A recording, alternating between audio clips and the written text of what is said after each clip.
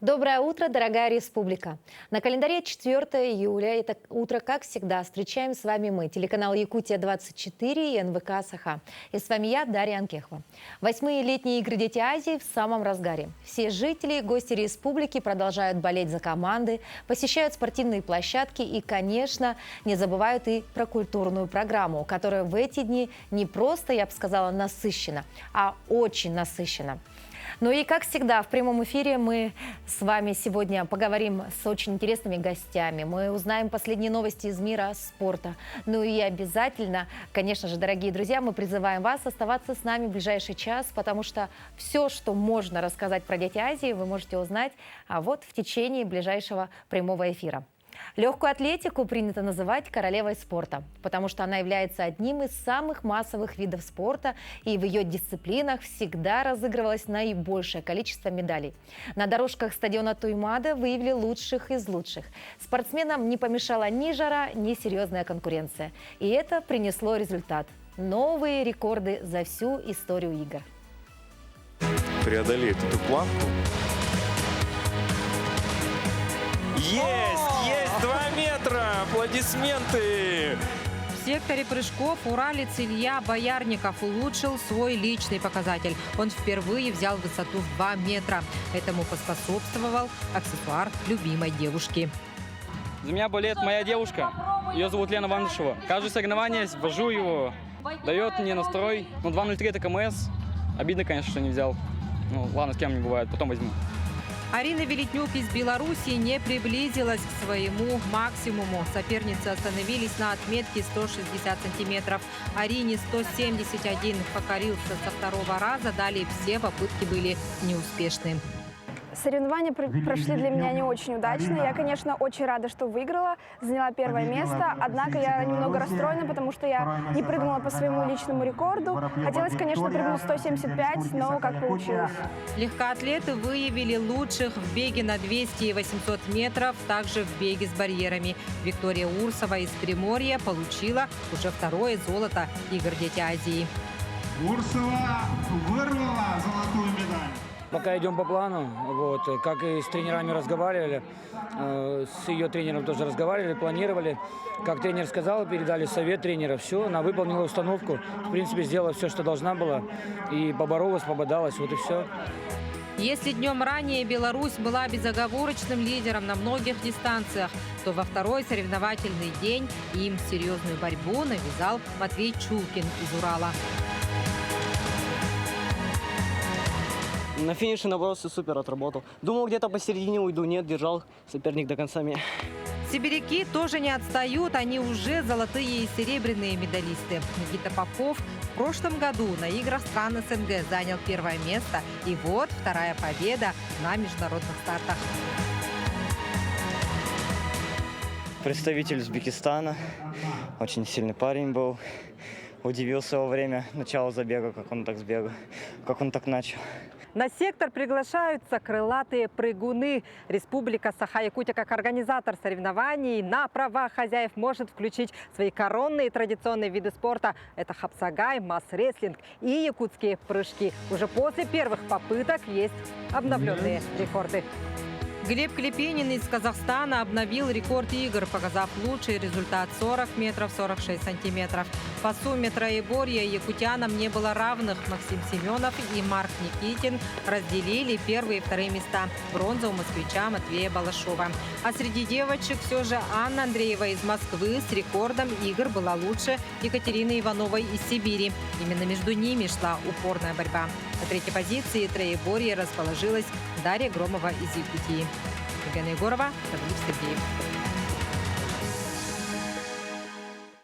Финальные баталии прошли на баскетбольных площадках.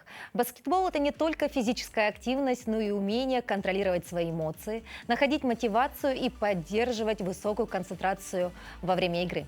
Кому удалось справиться с этой задачей, узнаем у наших коллег.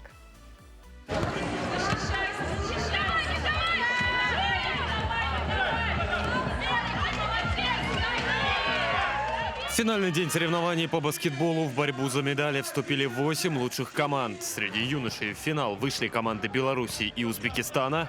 За третье место сыграли Таиланд и Уральский федеральный округ. Среди девушек за золото сражались Беларусь и Урал, а за бронзу сборные Якутии и Казахстана.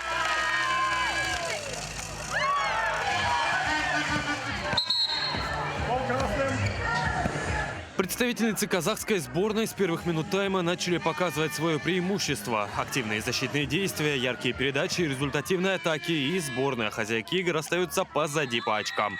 Тренер сборной отмечает, противник жесткий, игра жаркая. Очень жарко, я бы сказала, очень напряженно. Тем более играть против хозяев всегда было тяжело играть, очень. Но мы настраивались, мы знали, что будет очень жарко, мы настраивались. Девчонки у меня были настроены, они шли к этой победе осознанно, хочу сказать, насчет этого молодцы они. Потому что медали такого уровня мы еще не завоевывали. Это для нас первые медали, и я считаю, это уровень классный.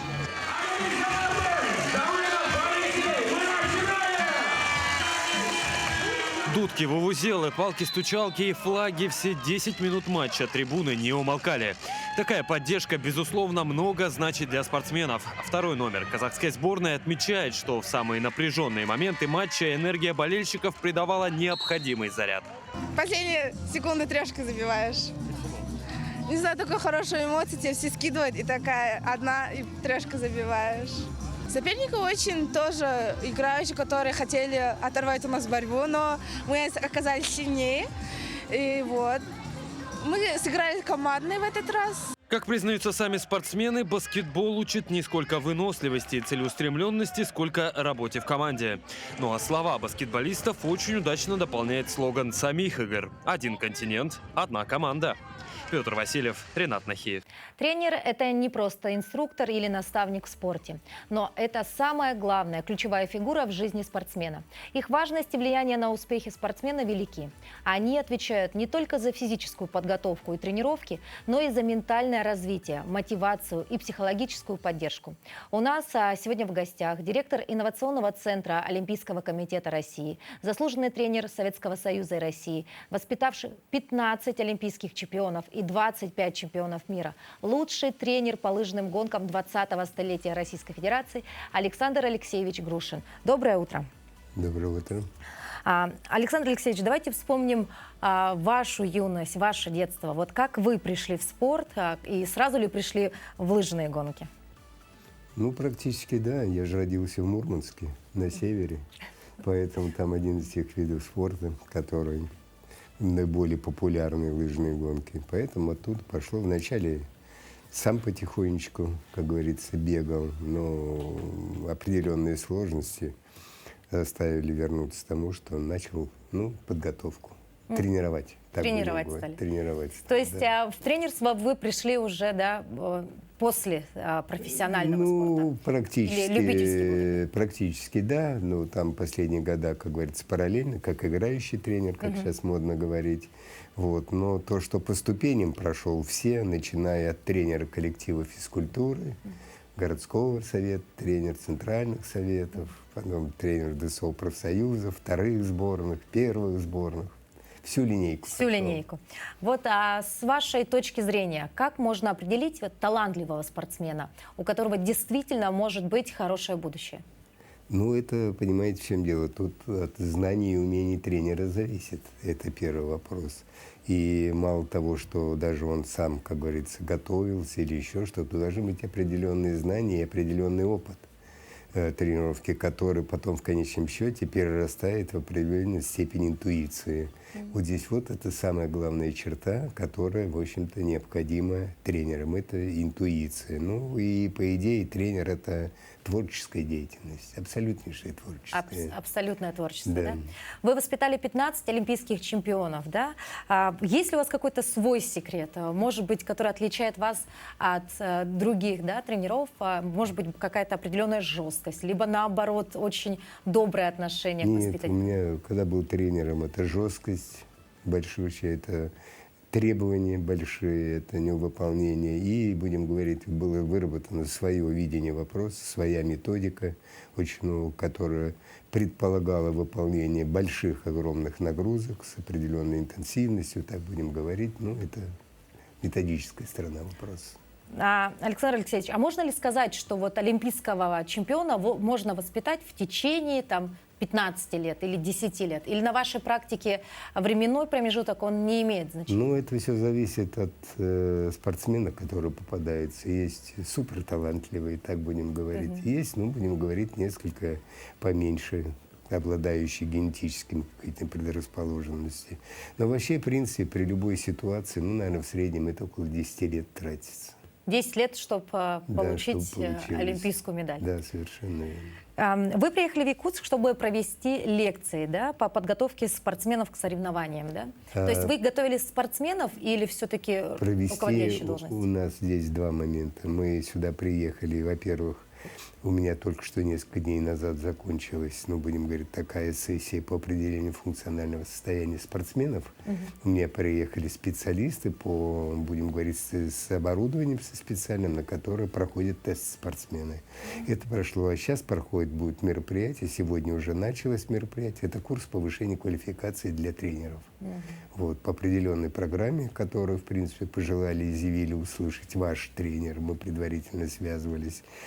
Попробуем первый раз в вашем регионе, попробуем, как говорится, чтобы это была обоюдная заинтересованность. А в целом Дети Азии для вас это вот такой новый, да, совершенно мир, потому что вы не присутствовали на других Детях Азии, да? Нет, не присутствовал, первый раз я приехал, но во всяком случае формат должен быть другой. Мы должны искать пути, которые приведут нас, наверное, говорю, к какому-то определенному улучшению работы, результату спортивному. Вот. Это Дети Азии является одной из тех направлений, которые должны преследовать эту цель. Спасибо большое, Александр Алексеевич, что посетили наш эфир. Мы желаем вам крепкого здоровья. И мы уверены, что ваш опыт обязательно пригодится тренерскому составу нашей республики, нашим ребятам опыт, да. И, соответственно, возможно, кто-то из именно этих спортсменов станет олимпийским чемпионом. Спасибо большое. Бокс был включен в программу самых первых игр Дети Азии. Несомненно, именно этот вид спорта всегда собирает множество зрителей на трибунах. Квалификационные поединки, которые прошли на днях, не стали исключением. Как подготавливались юные спортсмены к схваткам? Кто же определил для себя главного соперника?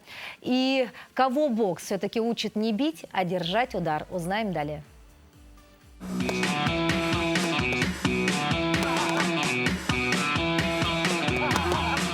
Юные боксеры готовятся выйти на ринг. Это самые волнительные минуты перед предстоящим боем. Психологическая подготовка бойца – один из самых важных этапов перед поединком. Вместе с тренером спортсмен отрабатывает удары. Наставник также в эти минуты морально поддерживает и настраивает своего подопечного. Психологическая подготовка – это самая основная вообще важную роль самую играет в таких соревнованиях международных. Установка у нас одна – работать. То, что мы нарабатываем, то, что мы все это время учили. Просто придерживаться плана, который я ему даю, допустим, перед раундами и перед боем.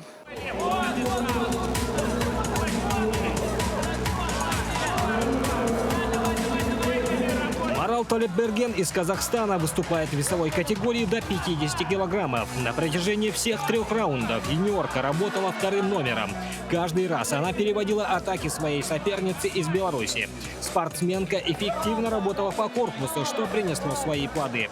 У ее соперницы уже на 2-м раунде сбилось дыхание, и Марал оставалось лишь грамотно провести финальный раунд. По результатам боя все судьи единогласно отдали победу спортсменке из Казахстана. Боксом я занимаюсь 5 лет. На всех своих поединках я работаю 2-м номером. Этот бой прошел по плану. Отработала все как надо, следуя установкам тренера.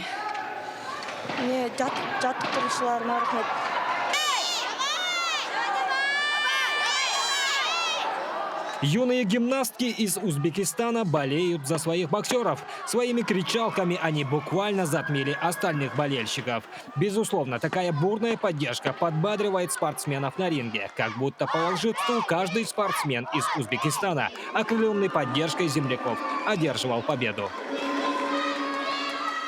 Ну, лично для меня это главное, чтобы поддерживали. Я, не знаю, как-то больше буду стараться, если поддерживать, типа, чтобы не подвести свою команду Узбекистан.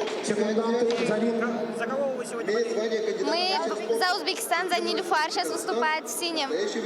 За нее болеем сейчас, чтобы она выиграла. Завершаются квалификационные поединки по боксу. Уже совсем скоро начнется упорная борьба за медали. Перед важными поединками юные спортсмены должны проанализировать своих соперников и настроиться на победу. Роман Савинов, Иван Саракаумов. Тем временем в режиме нон-стоп в последние дни на двух борцовских коврах Центра спортивной подготовки «Триумф» прошли яркие схватки по вольной борьбе. Спортсмены оспаривали звание сильнейших борцов в своих весовых категориях. В последний день на помост вступили спортсмены с нарушением слуха. Конкуренция на коврах действительно серьезная. Схватку открыли спортсмены из сборной Якутии и сборной Дальневосточного федерального округа. Владислав Спиридонов совсем недавно стал заниматься вольной борьбой. Пройдя сложный отборочный этап, он с большой гордостью выступил на играх «Дети Азии». Какими бы сильными ни были соперники, сдаваться без достойной борьбы никто не собирается. Главный совет от тренеров – тот, кто не тренируется, не становится чемпионом. Бой просто физически немножко сильнее. И, скажем так, он просто удачно первым начал атаку, сделал бросок и, в принципе, удачно и положил на лопатки. Вот. Ну, а так они ровесники, ребята, молодые.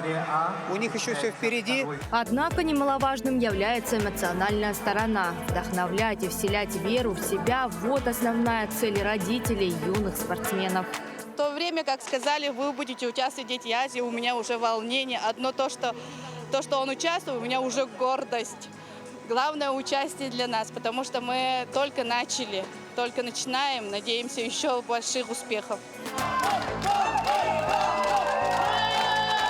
Под поддержку болельщиков на ковер вышел борец из Монголии. Он стал настоящим триумфатором. Броски, захваты, перевороты – все это про вольную борьбу. Олимпийский вид спорта с довольно строгим требованием к приемам. Задача борца – положить соперника на лопатки. Также в вольной борьбе чисто считается победа на туше, когда противник в течение нескольких секунд касается ковра лопатками. Именно это выполнил борец из Монголии. Захваты, переводы, секреты в технике борьбы от их тренеров несомненно помогли борцу в чистую одолеть своего соперника. Схватка прошла отлично. Соперник достаточно подготовленный, но я оказался быстрее, сильнее и смелее. Благодарю своего тренера за отличную подготовку и за проведение игр «Дети Азии». «Дети Азии» считаются одним из главных стартов для многих борцов. И именно с этих игр начинается путь в большой спорт. Андрей Винокуров, так же как и эти юные борцы, принимал участие на 6-х играх «Дети Азии». Теперь он является чемпионом и мастером спорта России. Дети молодцы, хорошо тренировались, пришли многие. Там еще новые спортсмены, новые чемпионы будут. И желаю новых побед детям. Завершились 4 дня яркой и зрелищной борьбы. Ковер «Триумфа» зажег новые имена. Несмотря на юный возраст и ограниченные возможности, страсти на ковре кипели совсем не детские. Каждый старался выложиться на максимум и одержать победу над соперником. Даяна Федорова, Иван Саракаумов, Иннокентий Соловьев. Самое время передать слово нашим коллегам из новостного отдела, которые расскажут нам о последних новостях на территории республики и за ее пределами.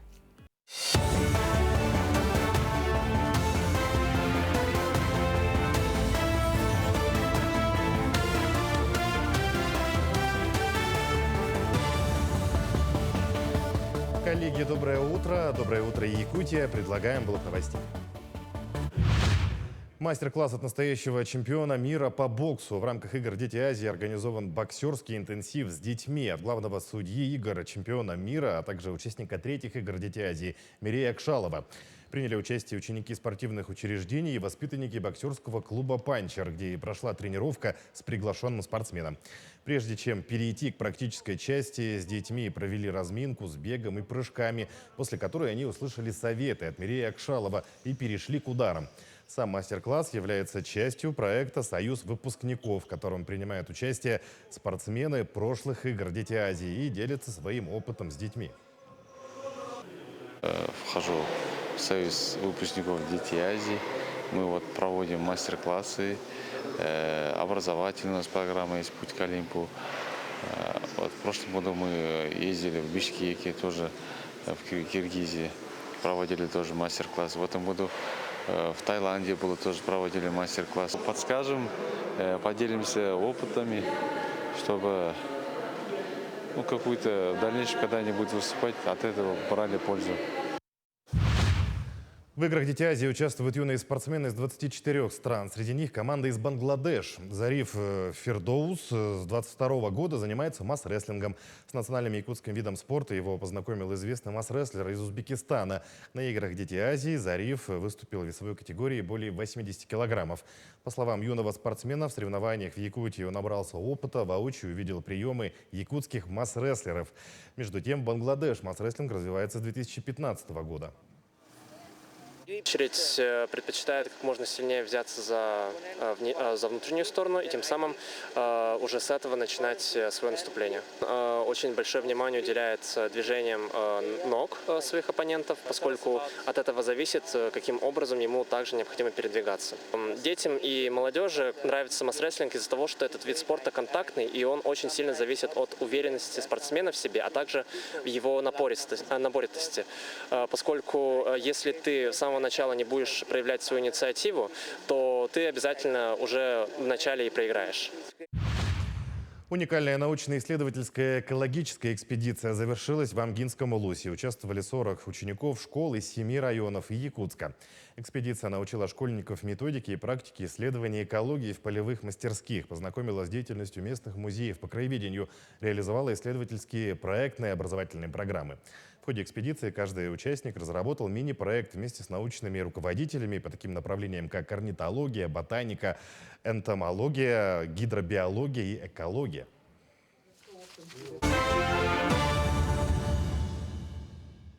В самом разгаре главное спортивное событие для нашей республики – это, конечно же, игры «Дети Азии». Говоря про соревновательную программу, сегодня нас ожидает танцевальный спорт в дисциплине брейкинг с 11 утра на Комсомольской площади. Также сегодня пройдут соревнования по скалолазанию и боксу в спортивном комплексе «Дахсун» с 9 часов утра. Любителям волейбола сегодня стоит посетить спортивный комплекс «Стерх», где пройдут полуфинальные и финальные сражения с 14 часов. «Кураж» сегодня начало в 13 часов на базе Ледового дворца Ильи Ботур, а «Лыж» с 14 в «Триумфе».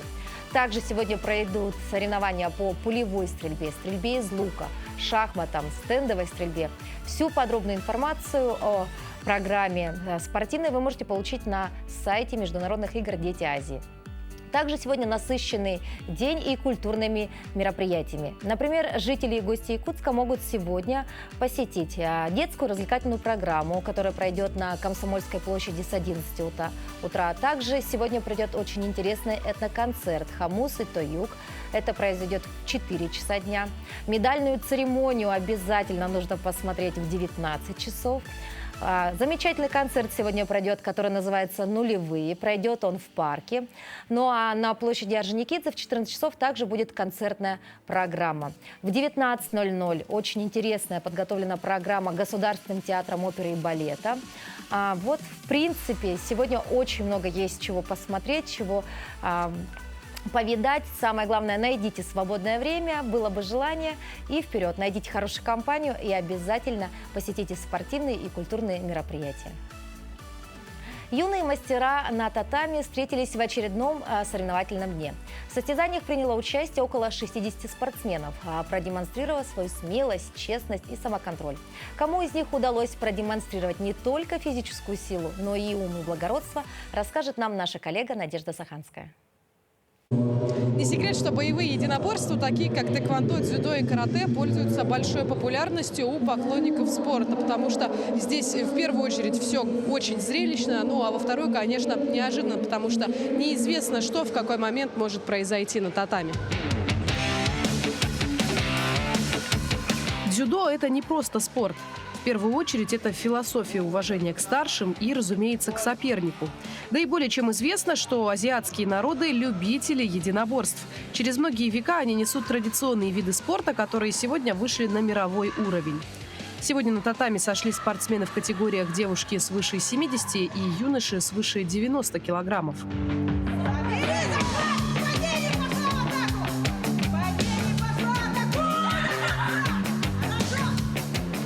Первые награды принимающей стороне принесли воспитанницы Бадоржа Гамбадоржа, Лейла Неупокоева и Евгения Чесибиева. В их копилке наград по одной бронзовой медали для сборной нашей республики. Серьезно настроены были и спортсмены из Беларуси, выступления которых на нынешних играх дебют. Для меня, скорее всего, это будет больше опытом каким-то, потому что медаль забрать не получилось, к сожалению. У меня немного получше. Я стал, получается, третьим. Но тоже не все получалось, что хотел. Победы юные спортсмены посвящают своим родным и тренерам. В силах уверены все дзюдоисты, однако на татами может произойти все, что угодно. Соревнования по дзюдо в рамках игр «Дети Азии» проводятся аж с 1996 года. Самой постоянной страной-участницей во всех видах соревнований является Республика Казахстан. Готовились ребята серьезно, не будем исключать и фактора фортуны, которая сегодня оказалась на их стороне. В целом неплохо. У нас первый день 4 медали, 1 золото, 3 бронзы. Второй день у нас 1 золото, 1 серебро и 1 бронза. И сегодня мы еще боремся, ждем финальный блок. Девочка весовой категории свыше 70 килограмм у нас становится победителем данных игр. Но еще в процессе, еще борьба идет у нас. В целом настроены очень уверенно. Настрой очень хороший, да, у нас очень сильные ребята. Мы на этот турнир готовились очень осознанно. У нас было 2 этапа подготовки к этому турниру, поэтому думаю, что у нас будет и не 1 золото. Надеюсь, что сегодня мы порадуем 2 золотыми медалями нашу страну и весь наш народ. Достижение победы атакующий борец должен либо выполнить бросок соперника на татами на спину, либо провести удержание на 30 секунд, или же болевой или удушающий приемы. Экшен происходит во время схватки и в голове у спортсмена, что помогает достичь успеха. Тяжело, много не получалось, потом поймал на ошибки. Все. И в целом получается так, победа? Да. Дзюдо важно и нужно уважать всех. Благодаря этому качеству выигрывают сильнейшие. Подход тренера к воспитаннику тоже оказывает влияние. Кто-то обладает строптивым характером, кто-то, напротив, спокоен, как скала. В дисциплине дзюдо разыграют 17 комплектов медалей как среди юношей, так и среди девушек. Финальные схватки покажут, кто подарит своей команде значимый результат. Впрочем, одно известно точно – эти соревнования определенно станут трамплином в большой спорт для юных дзюдоистов. Надежда Саханская, Георгий Григорьев. Стрелковый спорт – это один из старейших видов соревнований, где всегда присутствует азарт и интрига. Работа с оружием подразумевает железную дисциплину, точность реакции и хладнокровие. Стендовая стрельба в Якутии развита на очень высоком уровне. За настоящим искусством владения оружием следили и наши коллеги. Квалификационные соревнования по стендовой стрельбе на турнире стали настоящим испытанием для участников в 30-градусную жару. Каждый стрелок стремился показать свои лучшие результаты, чтобы пройти в основной этап и побороться за призовые места.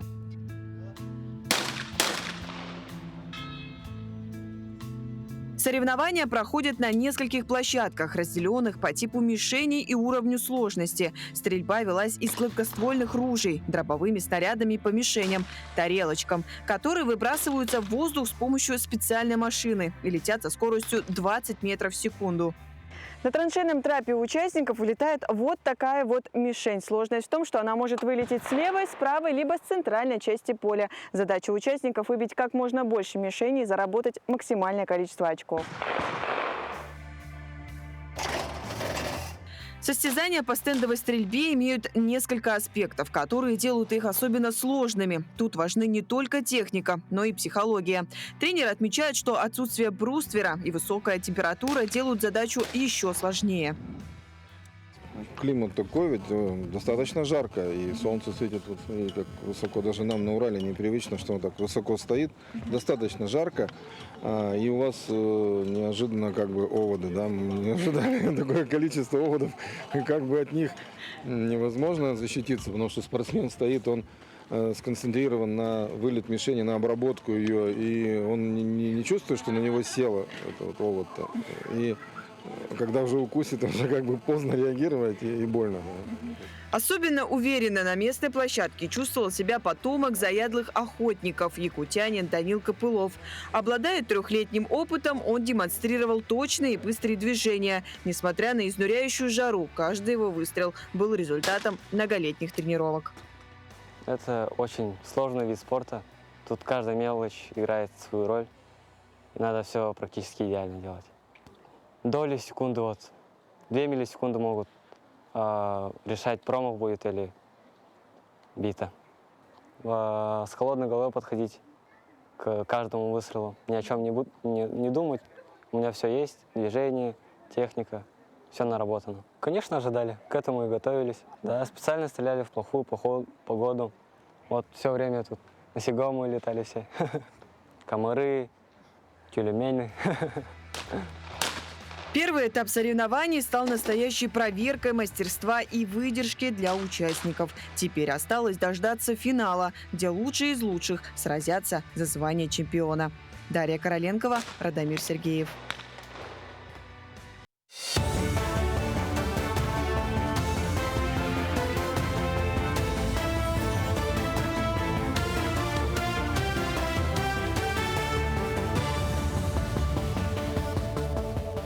Якутия, доброе утро. Смотрите блок новостей. Порядка 200 сотрудников управления Роспотребнадзора и Центра гигиены и эпидемиологии работают на играх «Дети Азии» для предупреждения завоза различных инфекционных заболеваний в пункте пропуска аэропорта Якутск. Специалисты ведут санитарно-карантинный контроль за прибывшими участниками и гостями. Всего международными и регулярными рейсами прибыло около 700 пассажиров и членов экипажей, среди которых инфекционных заболеваний не обнаружено. Кроме того, управление контролирует условия проживания и питания участников в 36 объектах питания и 27 объектах размещения. Мы ежедневно проводим лабораторный мониторинг за качеством и безопасностью продуктов питания, питьевой воды и факторами окружающей среды. Каждый день мы замеряем гамма-фон и смотрим на чистоту атмосферного воздуха, особенно в Олимпийской деревне, где размещаются сегодня все спортсмены и делегации. Мы провели за этот период порядка 5000 исследований, и поэтому обеспечение санитарно-эпидемиологического благополучия международных спортивных игр «Дети Азии» остается на особом контроле управления Роспотребнадзора. Курсы повышения квалификации проводят для якутских тренеров. В течение 3 дней приглашенные спикеры расскажут про инновационные педагогические технологии в спортивной подготовке. Особенностью курсов является адаптация материалов под конкретные виды спорта, например, под бокс или шашки. Организатором курсов выступил Республиканский центр спортивной подготовки сборных команд. Специфика в том, что приехали специалисты, которые работают именно со сборными командами России. И в нашей республике мы сегодня и в Центре спортивной подготовки находятся все ведущие тренера нашей республики и главные тренера. Вот вы сегодня видите, здесь находятся по видам спорта. Виды спорта мы выбрали те, которые наиболее результативны. Это вольная борьба, бокс, марафонские дистанции, стрелковые виды спорта. Освещением соревнований занимаются не только крупные СМИ России и Якутии, но также и юнкоры. С началом открытия игр «Дети Азии» в Якутске был создан детский пресс-центр, в который вошли юные корреспонденты в возрасте от 12 до 17 лет с разных уголков республики. Начинающие журналисты освещают ход спортивных мероприятий, ведут репортажи, готовят дневники игр, транслируемые в эфире НВК «Саха», пишут статьи и заметки о своих сверстниках-спортсменах в соцсетях. Всего в пресс-центре работают 50 человек и 13 кураторов. Все аккредитованные, как и положено, представителям СМИ.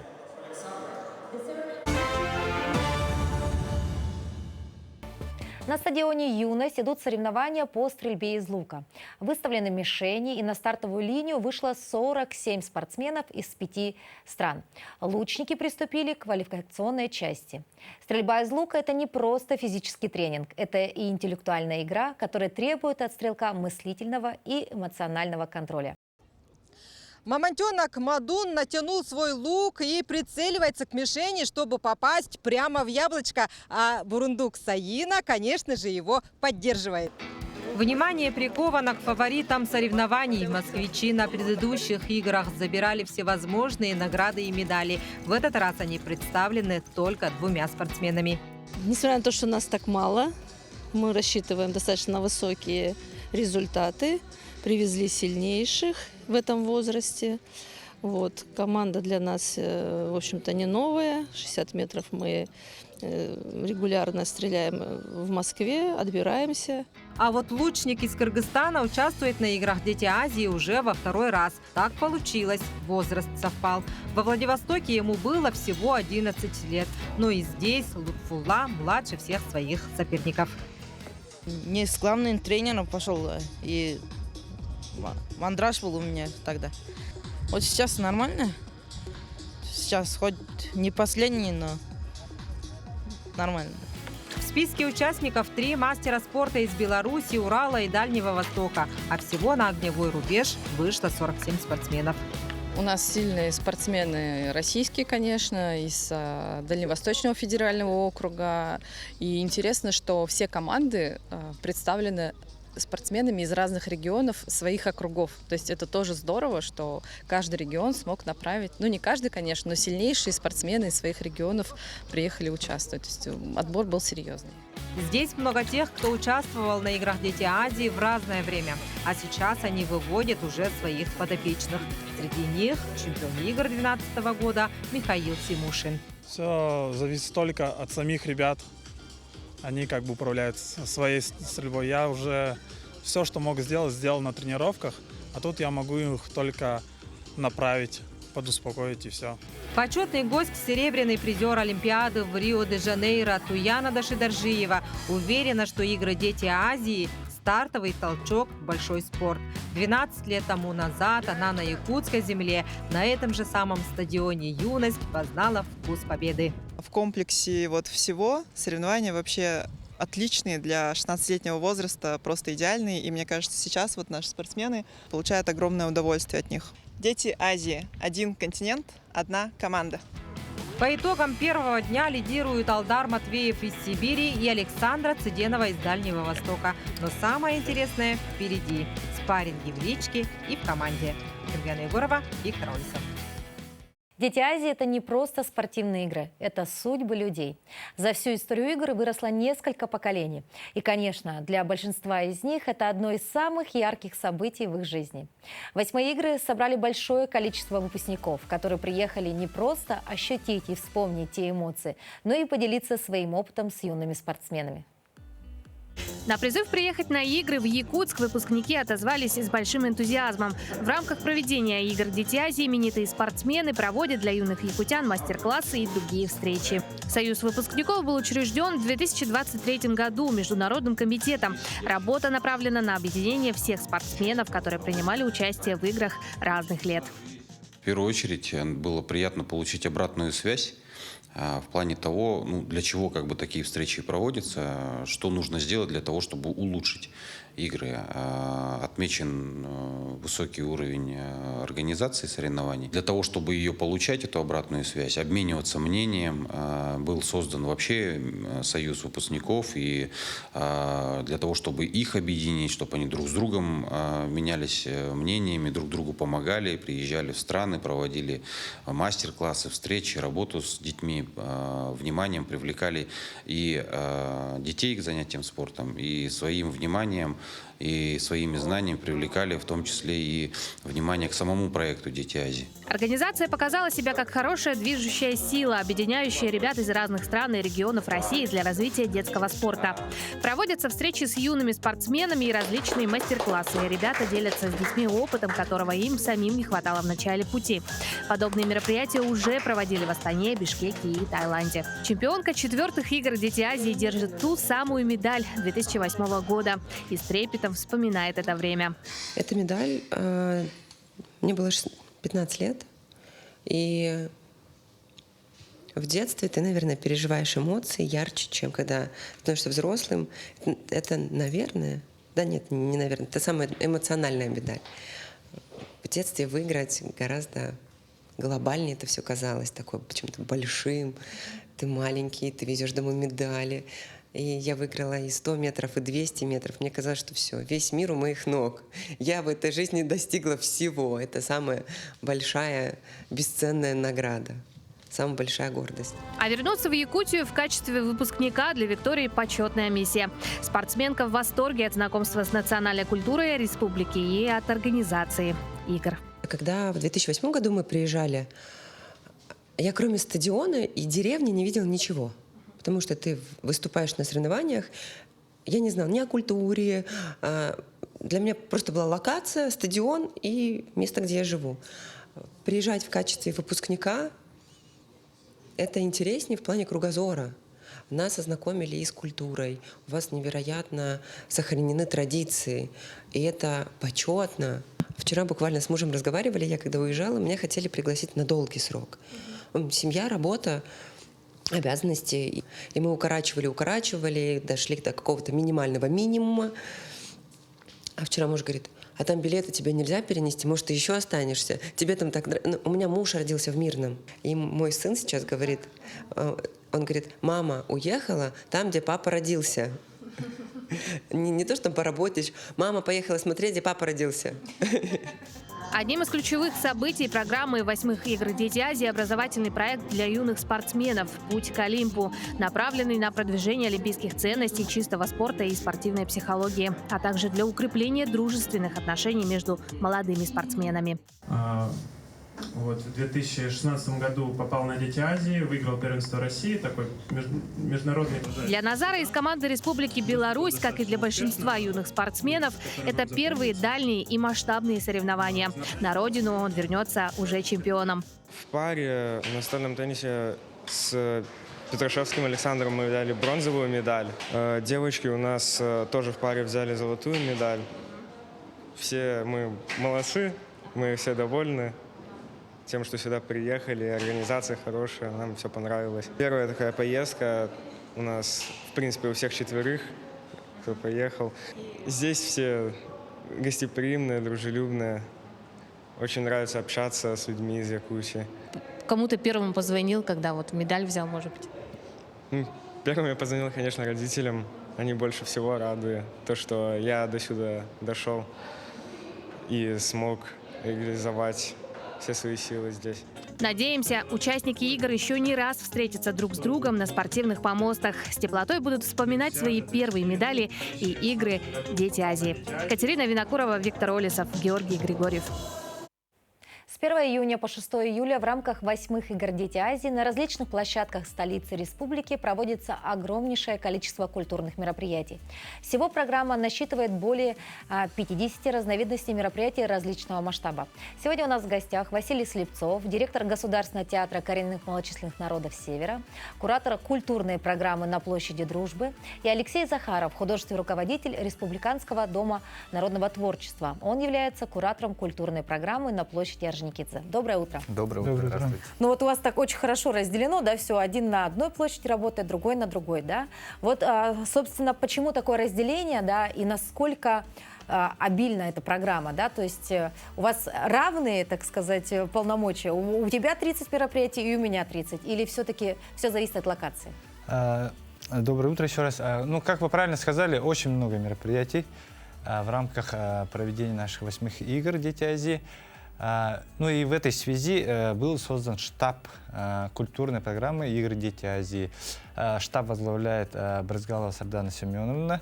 И, соответственно, набрали очень много людей. То есть, получается, как вы представили, я директор совсем другого учреждения, Алексей является художественным руководителем Республиканского дома народного творчества. И нас всех прикомандировали, чтобы мобилизовать все силы и средства и масштабно показать всю культуру нашей республики нашим дорогим гостям. Да. И вот нас разделили очень много площадок, то есть площадь Орджоникидзе, вот Алексей куратор, я площадь Дружбы. Помимо этого Алексей у нас курирует. Также у нас выставка открылась, город на территории старого города. В старом городе. Старый город задействован, да? Помимо этого, дирекция игр проводит ежедневные мероприятия с утра до вечера на Комсомольской площади. И вот так очень много площадок, очень много мероприятий. В парке еще проходят мероприятия, да? В парке у нас город Якутск организует управление культуры. Вот. То есть было бы главное желание, а в принципе в течение дня можно передвигаться с одной площадки на другую и наблюдать потрясающие концерты, выступления. Да? Вот вкратце о самых таких масштабных и ярких мероприятиях на своих площадках. Расскажите немного. Я начну, наверное. Важные такие мероприятия. Вообще, почему эти мероприятия организованы? Потому что, конечно, как мы все знаем, спортсмены наши юные, к сожалению, они не могут же все площадки посещать. Это предназначено для наших жителей и гостей из наших районов, также для гостей из-за рубежа и с Российской Федерации. Получается, мы организовали на площади Дружбы такую обширную программу. Это буквально 28 июня мы начали. Танцевальный мастер-класс по современному направлению танца. То есть жители, гости мимо проходят, мы их зазываем, пожалуйста, примите участие, их учат каким-то движениям, азам. И 1 июля мы организовали масштабное мероприятие, танцевальный баттл. Также по современным направлениям очень много приняло, очень много участников, и все это организовало, очень много зрителей набралось. Это же все как бы импровизировано, никого там силой туда не тащат. И поэтому жителям нравится, гостям нравится, и поэтому они все прям задействованы в этих мероприятиях. Алексей, а у вас какие яркие мероприятия? У нас на площади Орджоникидзе с 27 июня началось событие, и беспрерывно каждый день, соответственно, конечно, во время ИСЭХов отдыхали с 29 по 30, и с 1 июля по 5 беспрерывно с утра до вечера у нас концертные программы идут. У нас, получается, масштабные мероприятия. Наверное, не все масштабные, потому что у нас с утра до вечера по часу есть блоки, по 2 часа. У нас очень много детей выступает. Допустим, у нас, если в день проходит 3-4 концерта, участников 800, то из них половина обязательно дети. Дети до 14 лет, соответственно, их очень много. У нас все, получается, кураторы, руководители с большой ответственностью подходят, с ними работать очень хорошо, потому что все фанаты своего дела с радостью приходят, выступают, работают, и создаем праздничную атмосферу для наших жителей города Якутска. Спасибо. А если, забегая вперед, ближайшее тогда мероприятие, на которое точно нужно прийти и посмотреть, это ближайшие дни буквально, может быть, сегодня, либо завтра, 4-5 июля? У меня получается, у нас на площади Дружбы 5 числа пройдет концерт «Вечер живой музыки». То есть данное мероприятие, участники данного концерта — это молодые люди, которые занимаются в Доме музыкантов на 202 микрорайоне. То есть современное будет? Да. То есть ребята ищут свои направления. 3 разные группы будут участвовать. И ребята все талантливые, заряженные, самое главное. И они именно хотят постигать искусство, что очень важно. Алексей, у вас? На площади Орджоникидзе 5 числа у нас запланирована с 14:00 концертная программа «Якут встречает гостей». Будут выступать воспитанники вокальной студии Домисольки Марии Семеновой. Ждем всех. Очень, надеюсь, интересный концерт будет. Из 3 с 15:00, получается, продолжит также программу самодеятельный творческий коллектив города Якутска из окружной администрации Центра народного творчества. И у нас далее завершает с 4 дня, 16 до 18:00, централизованная библиотечная система. Работники, соответственно, подготовили очень много интерактивных игр, викторин, настольных игр даже придумали. И, соответственно, это прекрасная возможность отдохнуть с детьми на площади Орджоникидзе. Здорово. Спасибо большое, ребята, что посетили наш эфир. Но мы желаем вам, конечно же, больше творческого вдохновения, хороших воспитанников.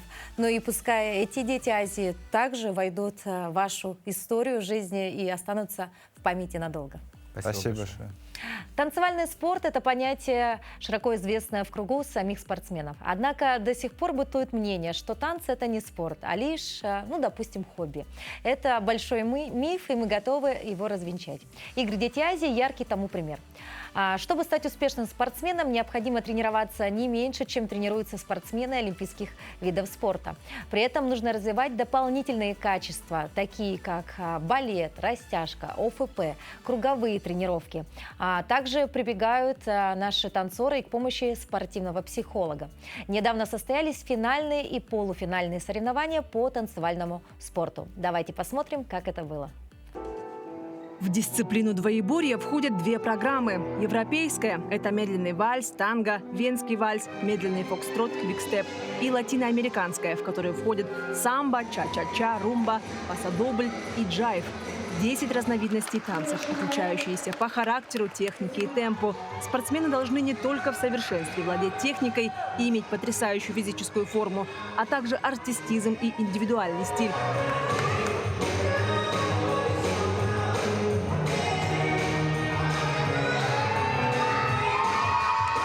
Судьи оценивают очень много подпунктов, очень много критерий, поэтому хорошая пара – это та пара, которая умеет видеть площадку, которая хорошо взаимодействует в паре, которая держит контакт со зрителем, с друг другом и также показывает высокую технику и механику. Валерия Подрядова и Лев Огорельцев – представители Уральского федерального округа. Своей сильной стороной считает эмоциональность. Перед финальным выступлением пара продемонстрировала нам свой ритуал, который заряжает их на победу.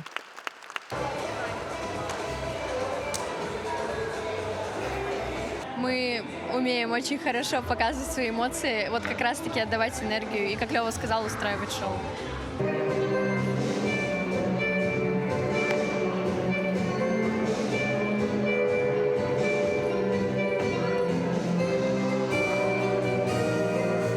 Профессионализм и хороший настрой дали свои плоды. Команда Уральского федерального округа стала чемпионами в танцевальном спорте 8-х игр «Дети Азии». Чемпионы поделились своими планами на будущее. Есть мечта, наверное, выйти на мировой уровень, стать чемпионами мира, конечно же. Наверное, открыть клуб. Я помню, раньше... Это уже, когда будем совершеннолетними. Да, взрослыми. Серебряными призерами игр стала команда Москвы. В своих выступлениях пара выделялась яркой харизмой. Выделением скорости, акцентов, эмоциями, привлечением публикой.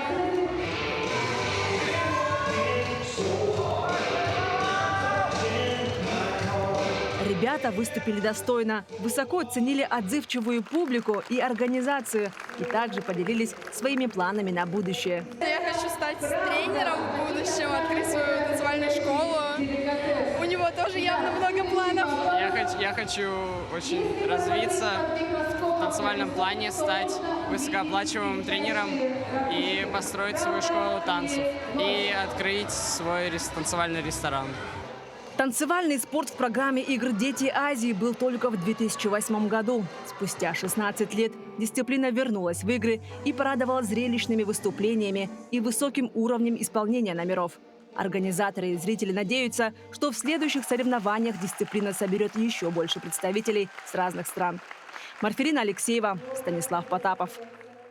Таким было утро, спортивное утро четверга. Ну а мы желаем вам прекраснейшего настроения, хороших, добрых новостей. И увидимся завтра в это же время на телеканале Якутия-24 и НВК Саха. Доброго всем утра!